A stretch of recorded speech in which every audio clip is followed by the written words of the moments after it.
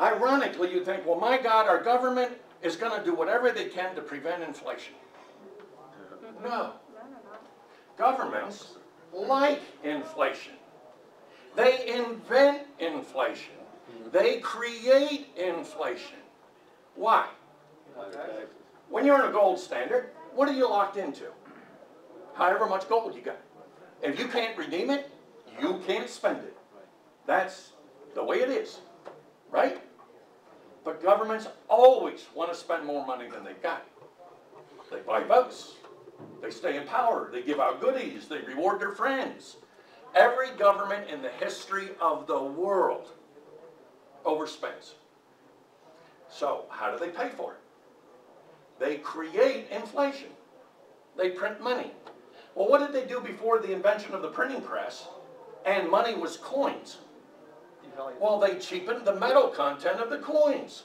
So if it was a gold coin, they mixed some other cheaper materials in there. They got an alloy.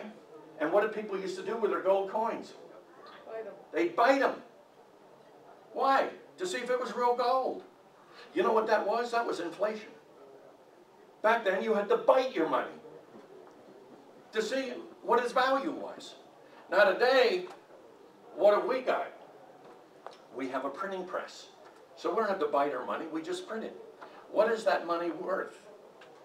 That money is worth however much confidence we got in that money. Now we are faced with a real dilemma because we are running up such an incredible national debt that we are selling to governments. Guess what those governments are starting to wonder? Are we ever going to get paid? Now, how are we going to pay that? The way you pay that is you create inflation. Print money and devalue your currency so you pay your debt back with cheap dollars. Okay, if $1 today will only buy 50 cents next year, let's create inflation and pay back 50 cents on the dollar. Yeah, I'm still giving you $1, but every one of them is only worth half what it was last year.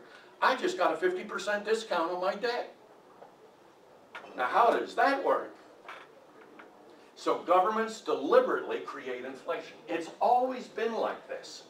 You go all the way back to Alexander the Great. When he invaded Persia, which is today Iran, when he invaded Persia, the first thing he did is what all conquerors did. He grabbed all their treasure. He grabbed all their jewels and everything that they had. And what did he do? He sent it back to Greece, which was his home country. Remember that stuff he sent back to Greece was money. What did he just do to the money supply in Greece? He increased the money supply in Greece, and guess what happened to the prices of everything in Greece, back in his homeland? The prices of everything went up.